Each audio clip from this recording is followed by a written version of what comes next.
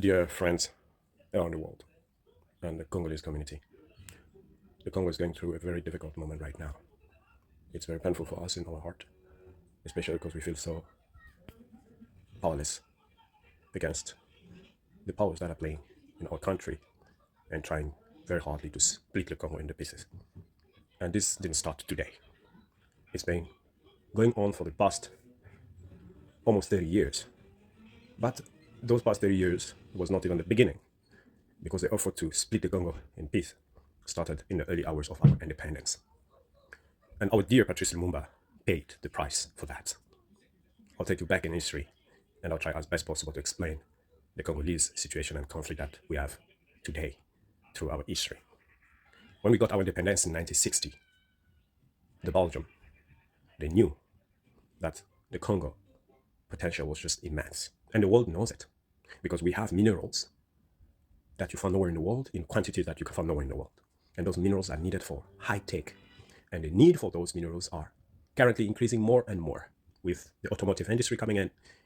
If in the past 30 years, our people died because of the telecommunication industries, with coltan being exploited in the Eastern Congo, where Rwanda led the exportation of coltan that they don't have by killing women and children in the Congo. In the 60s, already, many Congolese paid the price when the automotive industry was developing because they needed caoutchouc, or rubber, for tires. There was a genocide in the Congo that no one speaks about it. And the current situation in Congo, you never hear it on CNN, BBC, and all these mainstream Western media because of one reason. The leaders of the Western world are involved, are supporting, are arming, are training the people who are killing the Congolese. I said I'll take you back in history. When the Congo got independence in 1960, led by Patrice Lumumba, the Belgium didn't want to free the eastern side of the Congo. At that time, it was mainly the Katanga side. So they launched, using the local Congolese, what they called the Katanga secession, to separate the Congo already in pieces at that time. Patrice Lumumba was the Prime Minister. Joseph Kasavubu was the President. The Congolese understood that they needed to seek international community help to stop this war. Patrice Lumumba went to the US, United States, to seek for help. He was not supported. The reason being, the Belgium were in alliance with the US. And the Belgium were actually supporting and funding the rebellion in Katanga. Patrice Lumumba didn't have much choice. At that time, there was Cold War between the US and the Soviet.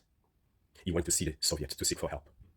The Soviets agreed to help, but they told him that if we come in the Congo, it will be bloody, because the US and the other will also get into a fight. And that's the situation we may find ourselves in today if the Congolese government have to seek Russia to come in. Patrice Lumumba was given planes and war equipment by Russia. He nominated Mobutu at the head of the army and removed the Belgium, because our army, just like today we are infiltrated by Rwanda, at that time was infiltrated by Belgians. He raised Mobutu to the rank of a general of army. Mobutu is going to become the president. But Mobutu went with the ammunition and equipment that Patrice Lumumba took from the Russian, eradicate the war, and silenced everybody. And the Americans saw in him a strong man, a potential person. They approached him and made a deal with him.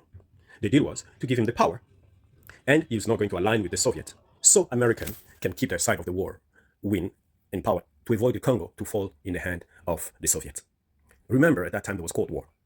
And for the US, the Congo moving on the side of the Soviet was dangerous. And also remember, during the Second World War, Hiroshima and Nagasaki was bombarded. The uranium that was used to make that bomb came from the Congo. That, you need to remember that. So, you understand the importance of the Congo minerals in winning war and maintaining the Western power. Patrice Lumumba was assassinated, and it's for years the propaganda of the Western media was like he was killed by people in Katanga when he was running, people hate him.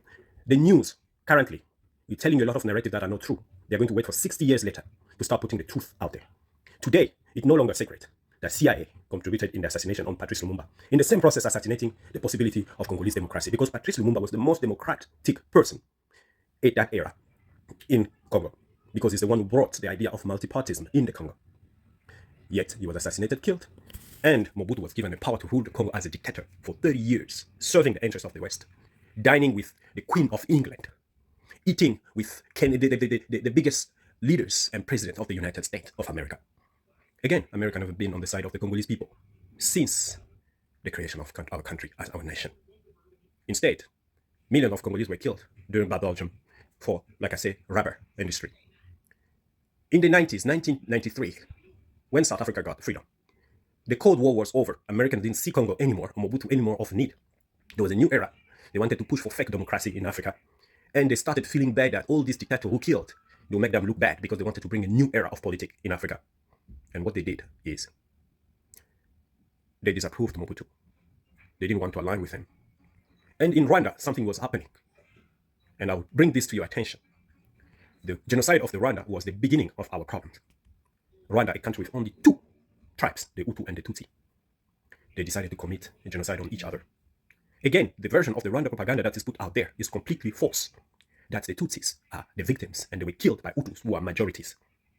And this part of the story, I'm telling you the Rwanda genocide because I want to narrate and tell you exactly and make you think exactly why Rwanda genocide is fake and led to what we have currently in the Congo.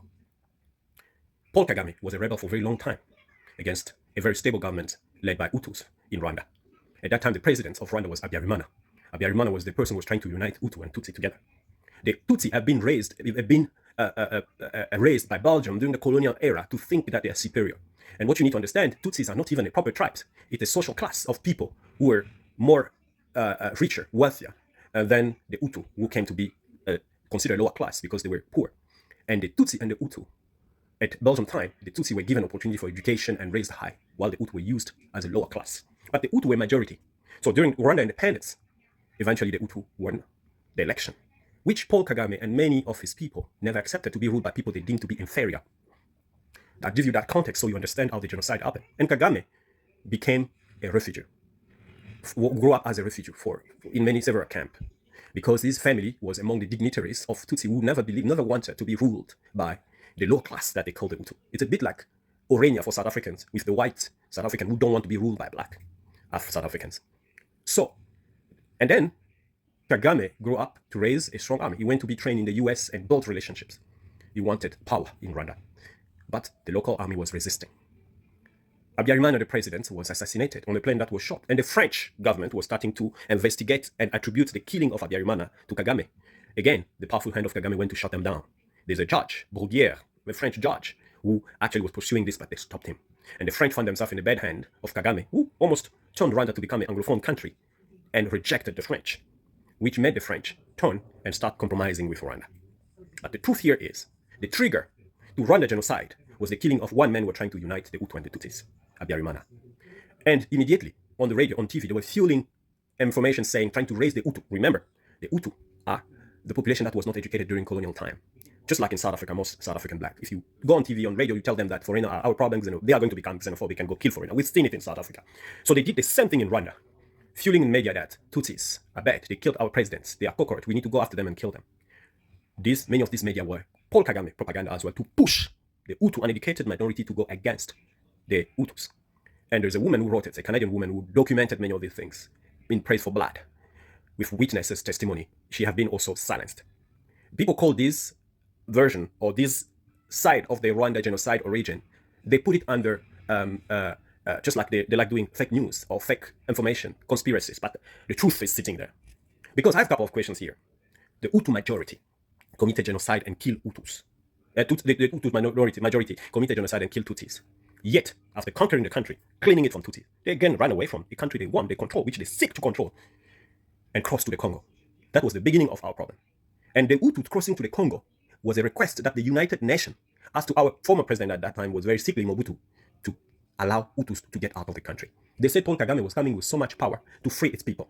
The truth is, Paul Kagame was supported military, just like the M23 is supported today in the Congo, to run the Hutu out of Rwanda, so Paul Kagame can take over the country and build what he has built today. And true, Paul Kagame took power. Oh, I'm asking you again.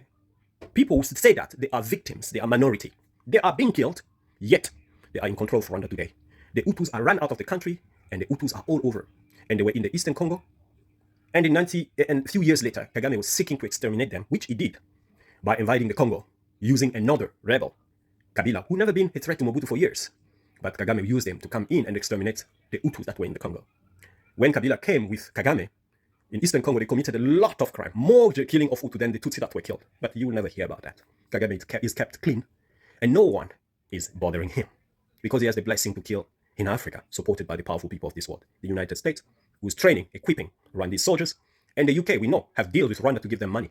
Rwanda doesn't produce economically anything wrong. They are building their country. 40% of money come from aid from who? And the rest of money come from crime in Eastern Congo. The Congo became weak when the Rwandese come in. The Congolese people were tired of Mobutu, so they agreed to see him go and welcome a rebel who was not actually in control. Laurent Kabila. And Kagame saw how wealthy the Congo was and realized that there was a potential for business there.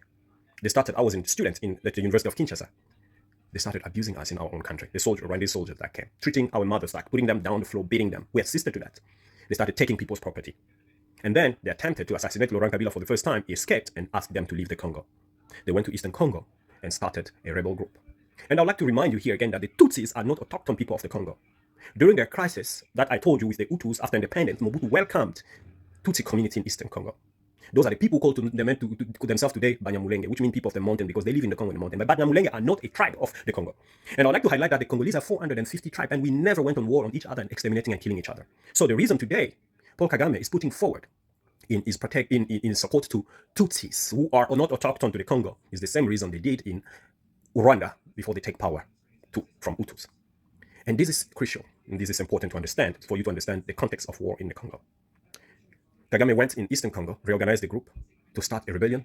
And inside the Congo also many groups that were not in line with the central government of Kabila also started organizing themselves to fight. Especially those groups came more when Laurent Kabila was assassinated. Again, with the Rwanda support, Laurent Kabila died. And this is not even hidden. There are documentaries where Museveni and Kagame are proud to say that he betrayed the people who brought him to power, so they killed him.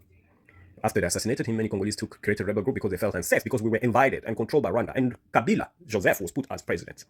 Many people also questions his origins because Laurent Kabila had many spouses from all over the eastern side of our country, but also the neighboring countries. People questioned his allegiance to Congo and support, and it was a lot of doubt. He was supported to stay in power, again, close to 20 years. And those 20 years was characterized by Congolese army weakened. Many Rwandese were nominated in our army functions, but also state functions, people like Azarias Rubeira, and many more. We were infiltrated to the core. And yet, the war in Eastern Congo was maintained, and during those era, Rwanda became the first producer of coltan. The UN force came in for almost 30 years doing nothing, and capable of bringing peace, but watching women, children being killed on a daily basis. The Congo has counted over close to 10 millions of deaths, which is the second biggest loss of human being after the Second World War. Yet no one speaks about it. They speak more about the Rwanda genocide, which was themselves between them in their country, than speaking about Rwanda, Uganda, and all these people invading the Congo and killing in Eastern Congo, creating instability so they can build their countries. People praising Rwanda everywhere. And Rwanda learned very well from the West, creating all this big propaganda. Paris Saint-Germain, Jay-Z, everywhere people visit Rwanda, they're speaking about Rwanda as a great nation and Kagame as a great leader, while he's oppressing even internally his own people and assassinated several of people who started to speak out, including people in South Africa who ran away as refugees, people working closely to him. Some of his generals who said we disagreed with him when he crossed the line to attack the Congo. This is really sad. And for almost 20 years, the UN banned Congo from buying guns and ammunition. We became so weak. Congolese were all over social media, everywhere, screaming, telling that our people are being killed. No CNN, no BBC, no media was putting it out there. Shameful, very shameful situation for the world. Ukraine, attacked by the US, received support. Ammunition, but attacked by Russia, received support. Ammunitions to defend themselves. The Congolese people imbibed in the UN, no one speaks about it. Lucky for us, Congolese fought, and finally we had a president that came at the head of the Congo after removing Kabila, who killed us and silenced us for years. The son of a democratic leader who fought for democracy in the Congo, the leader of UDPS. I didn't support him in the beginning when he took power. He won that election against Kabila. But over time I saw that he had the will to help the Congolese people.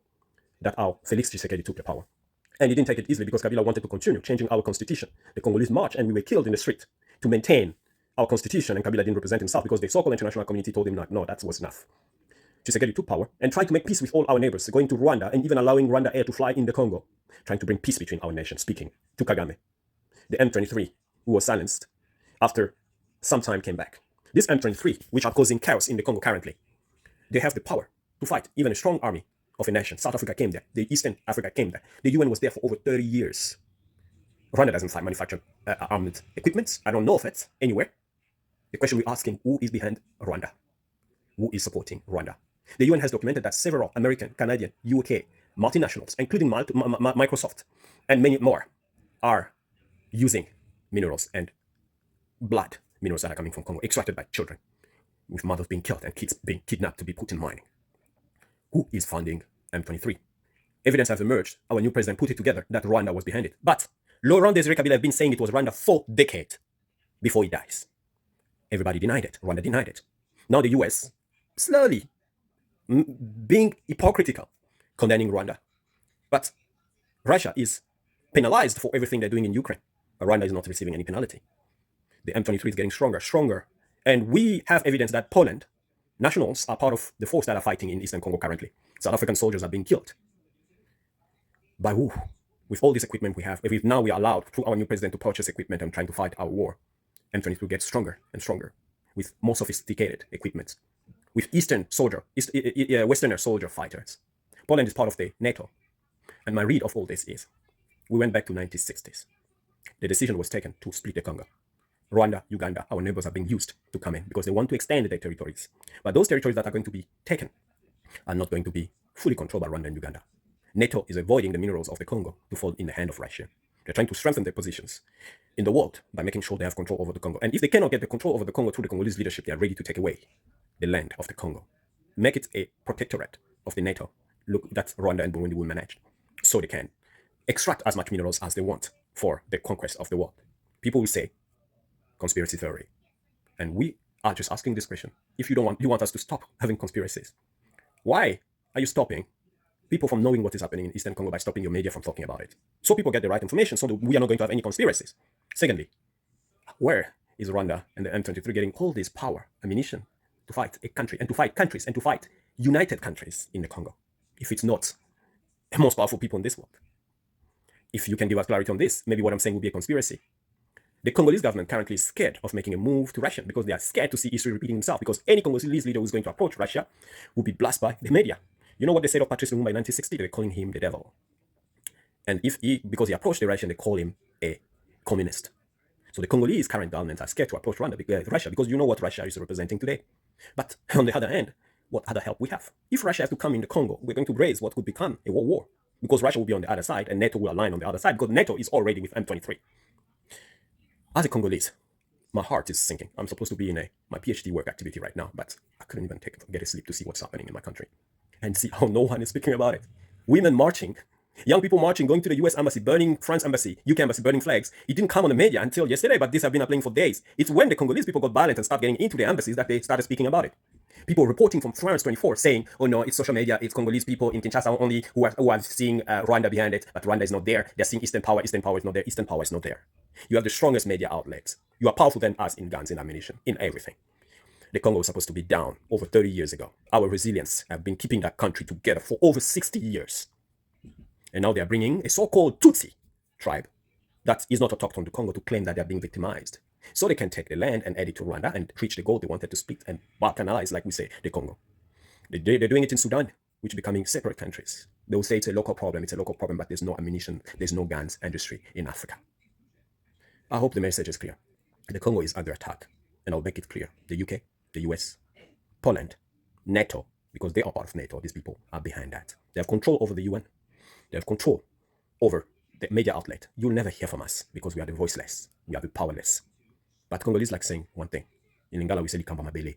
It's about the land where our ancestors lived, where our blood, many people lost their blood. Because of that, we strongly believe no one will take it away until they exterminate every Congolese. And if that will go well with the humanity, moral, as human being, good, congratulations. You can have the land and our spirit will go away and our people will disappear. Thank you.